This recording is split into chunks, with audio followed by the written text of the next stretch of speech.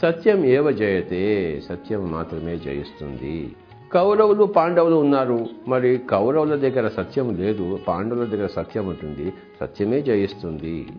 రాముడు రావణుడు, రావణుడి దగ్గర సత్యం లేదు, మరి రాముడి దగ్గర సత్యం ఉంది, కనుక రాముడే జయిస్తాడు. రామాయణం ఏం చెప్తోంది, మహాభారతం ఏం చెప్తోంది, సత్యమేవ జయతే అని చెప్తుంది. దానికోసమే ఆ గ్రంథాలు వ్రాయబడి ఉన్నాయి.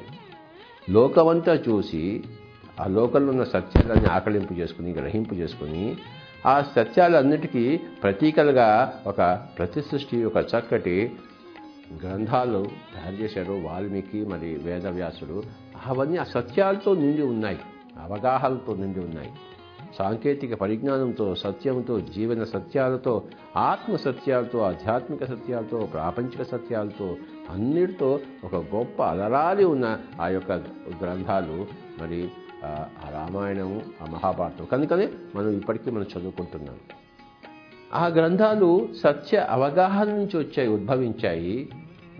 మరిన్ని సత్య అవగాహనలు సృష్టించడానికి ప్రజల్లో మరి ప్రభవింప చేయడం కోసమే ఆ యొక్క గ్రంథరాజాలు మరి రచింపబడ్డాయి, ఉద్దేశింపబడ్డాయి.